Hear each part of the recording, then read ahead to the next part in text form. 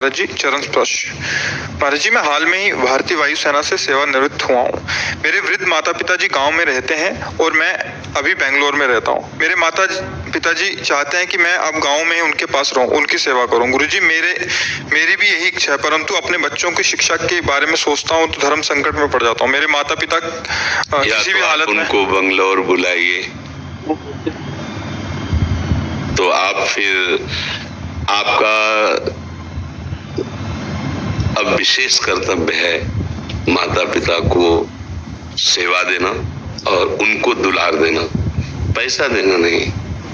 जैसे बच्चे हैं ना, अनाथालय में पैसा जमा कर दो माता पिता का, अगर तुम्हें अनाथालय में वो पालते तो तुम्हें कैसा लगता? उन्होंने अपनी गोद में शौच तुम्हारी करवाई, लघुशंका करवाई, इतना बड़ा किया है। अब अवस्था आ गई उनकी हो कि आगे चलकर उनको शौच करवाना पड़ेगा आपको, तो आपका प्यार और दुलार उनको सुख देगा, ना कि व्यवस्थाएं कि भाई हम माता पिता को 10,000 अपनी पेमेंट से भेजते रहेंगे। ऐसा नहीं, जरूरत है तुम्हारी, उनको पैसा उतना न मिले कोई उनको परेशानी नहीं, जरूरत है सानिध्य की, जरूरत है प्यार दुलार की। और ऐसा नहीं है कि अब गांव में भी अच्छे विद्यालय आसपास होते हैं कि शहर में ही पढ़ाई ठीक होती, गांव में नहीं होती, ऐसा भी नहीं। और दूसरी बात है, बुद्धि का प्रकाश केवल लौकिक विद्या के पढ़ने से ही नहीं होता है, आशीष और अध्यात्म से भी उसका बहुत दिव्य प्रकाश होता है। हम लोग कक्षा 9 पढ़े हैं गांव के स्कूल से, 9, जिसमें 5 तक तो केवल ककारा मात्राएं ही याद कराई जाती थी। अब तो 1-2 के बच्चे अंग्रेजी पढ़ते हैं, 6वीं क्लास में ABCD सिखाई जाती थी, 9 तक पढ़े हुए हैं। बुद्धि का विकास और प्रकाश प्रभु का आश्रय लेकर नाम जप करते हुए अगर पढ़ाई की जाए तो बहुत दिव्यता आ जाएगी। तो हमें तो नहीं लगता कि गांव में ऐसी पढ़ाई नहीं होगी जैसी शहरों में होगी। हाँ, ये है कि परिवार न राजी हो, बात तुम्हारा अलग है, लेकिन अब इस समय राजी नाराजगी की बात नहीं, इस समय उनको तुम्हारी सानिध्य की जरूरत है, माता पिता के सानिध्य की जरूरत है। और उनका आशीष भगवद आशीष है। अगर उनका आशीष हो गया तो नहीं, बहुत पढ़े लिखे इंजीनियरिंग किए भी ऐसे घूम रहे हैं, ऐसा थोड़ी कोई बहुते रुपया कमा रहे हैं या बहुत, ऐसे नहीं, पढ़े लिखे भी और आशीष है ना, तो वो सर्व सुख प्रदान कर देता है। तो हमारी तो राय यही है।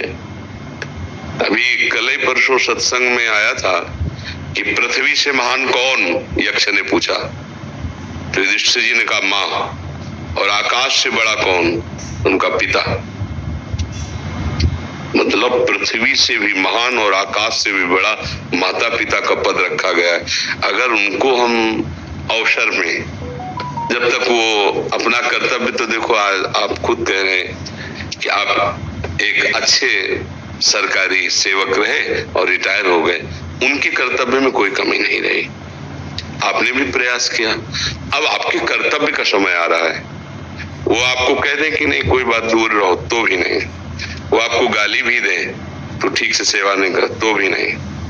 हमको उनमें आसक्त होकर, जैसे यज्ञ करने वाला उपासक यज्ञ के विघ्नों की परवाह न करके अपने इष्ट की पूर्ति के लिए यज्ञ करता ही है। मेघनाद यज्ञ कर रहा था, ये अंगद आदि महापुरुष जन जाके खूब लात मारे, उसके हिला नहीं। जब यज्ञ विध्वंस कर दी लघुशंका आदि करके, तब वो उठा। तो एक यज्ञ की तो ये यज्ञ के समान पावन माता पिता की सेवा है। आज के बच्चे इस बात को नहीं समझते। देश विदेश, नई पत्नी, नए बच्चे, अपना परिवार सुखी रखेंगे, हम निकल गए बूढ़े माता पिता। भले धन है, क्या करेंगे धन? उनको उस समय प्यार की जरूरत होती है। कोई प्यार से, तो आप नौकर रख दो, प्यार थोड़ी करेगा, वो तो ठीक है, कपड़ा धो देगा, भोजन दे देगा, उस समय उनको प्यार की जरूरत है। वृद्ध है, मेरी तो सबसे ये प्रार्थना, आपसे नहीं सबसे, चूक मत करना, नहीं वो अवस्था तुम्हारी भी आएगी, और जो तुम्हारे विचार वही संस्कार बच्चों में आएंगे। तो तुम तो बंगलौर में रहोगे, वो अमेरिका में रहेगा, इतनी दूर रहेगा कि मरोगे भी तो आने के लिए उसके पास समय नहीं रहेगा। मतलब हमारी बात को अन्यथा न लिया जाए, हम जो आचरण करेंगे वही हमें परिणाम में मिलेगा। मुझे लगता है एक बार पहली प्राथमिकता माता पिता की सेवा की रखनी चाहिए। अगर ऐसा लगता है आपको तो आप पत्नी और बच्चों को शहर में रखिए, आतिश कभी इधर आए कभी इधर आए, और व्यवस्था रखिए, दोनों को राजी कर लीजिए। बुद्धिमानी तो इसी में है ना कि व्यवस्था कीजिए उस तरह से कि भाई सेवा में माता पिता की भी एक आदमी रख दिया, इधर बच्चों की पढ़ाई लिखाई पत्नी की व्यवस्था, और ऐसी व्यवस्था रख ली, 2 दिन आके इधर जांच कर लिया, 2-4 दिन इधर कर लिए। नहीं तो मुझे लगता है कि भगवद आश्रित होकर अब तो हर जगह विद्या अध्ययन बहुत उच्च कोटि का, ऐसा तो मुझे नहीं लगता कि गांव की विद्या बहुत पहले थी, पहले बात थी, अब नहीं है। अब तो छोटे छोटे बच्चे, उनसे कहो 39 तो बोले आप इसको अंग्रेजी में बोलिए, छोटे बच्चे बोलते 39, उनको हिंदी से बोलना नहीं आता, गांव के बच्चे हैं, हाँ उनको बोलना पड़ेगा 39, बोले आप समझ गए, ऐसा। तो मतलब पढ़ाई हो रही है, तो उत्तम बातें हैं हमारी तरफ से, क्योंकि हम जहाँ हैं ये अध्यात्म मार्ग है। माता पिता के आशीर्वाद से सब कुछ हो सकता है, अगर उनका भाव बिगड़ गया तो अब फिर दोबारा मां नहीं मिलती। आज वो वृद्ध हो गए, अब उनकी सेवा के लिए कोई है नहीं, और हम अपनी और अपने संतान की उन्नति का सोचे तो उनका क्या होगा। कई ऐसे माता पिता दुख भरे मिले हुए हैं, माना है कि उनके बच्चों ने लाख रुपए जमा कर दिए वृद्धाश्रम में, अनाथालय में। नहीं नहीं भाई, अनाथालय की जरूरत नहीं, तुम उनके पुत्र हो, अनाथ कैसे है? उनकी चाहे उनको समीप बुला के या उनके समीप जाके या दोनों की दोनों जगह व्यवस्था करके, पढ़े लिखे हो जैसे बने उनको राजी कर लो, और जब तक उनका शरीर पूरा ना हो जाए तब तक ये बहुत बड़ी यज्ञ है, बहुत बड़ी तपस्या है, ये मानकर वो तुम्हें गाली दे सकते हैं, वो 4 लोगों के सामने तुम्हारी निंदा कर सकते हैं। रात दिन सेवा करोगे फिर भी वो निंदा करेंगे, तुम्हें नहीं सुनना, तुम्हें वही सेवा करनी जैसे कर रहे हो, तो उसका फल क्या होगा? प्रकाशित हो जाओगे, इस लोक में भी सुखी रहोगे, परलोक में भी सुखी रहोगे। बस बात समझ लो।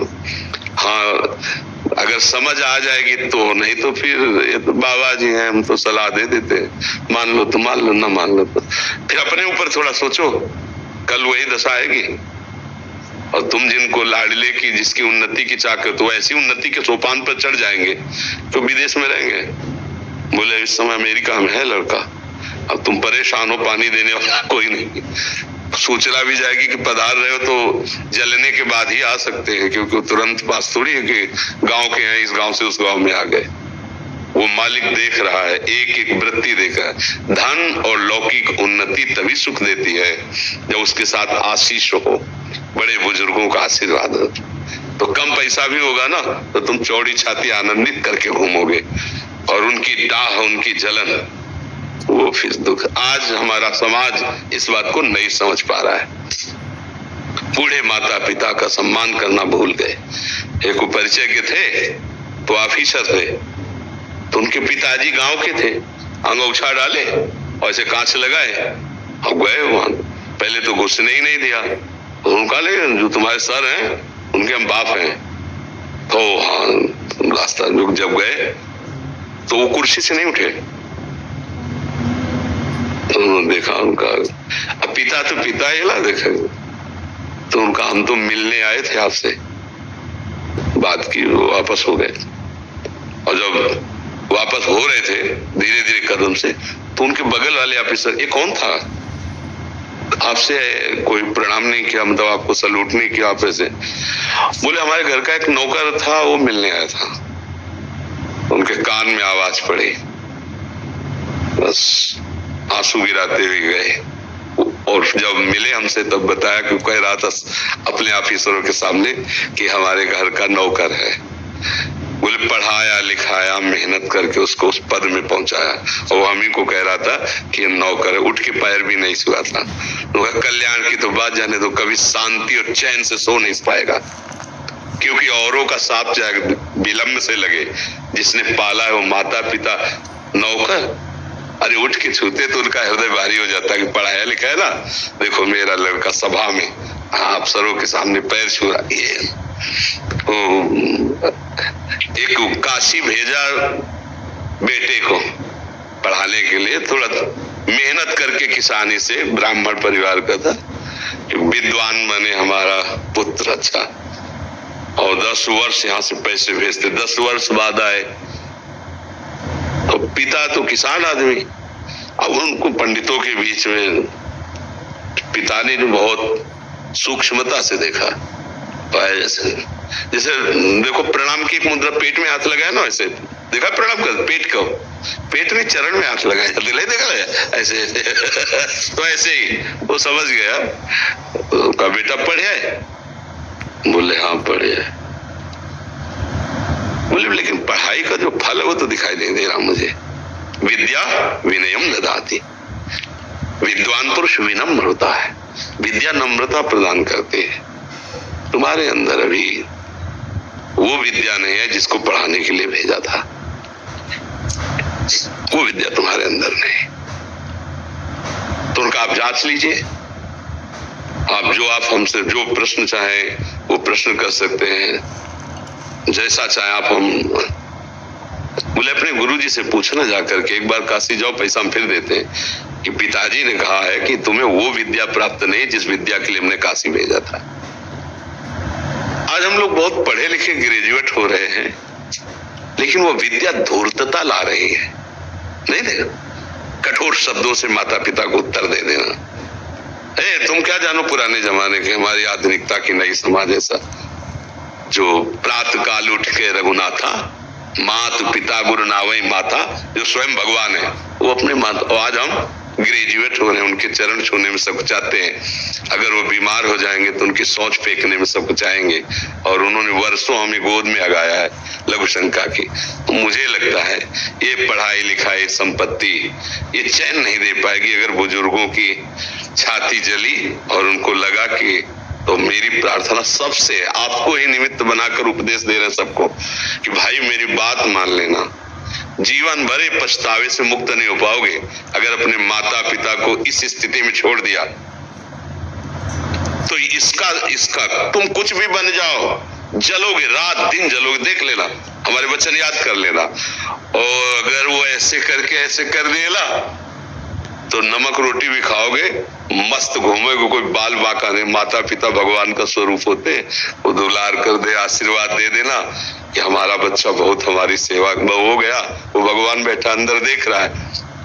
भगवान की प्राप्ति भी इसी से हो जाएगी, भगवान की भी प्राप्ति हो जाएगी। विठ्ठल भगवान इस बात का प्रमाण है।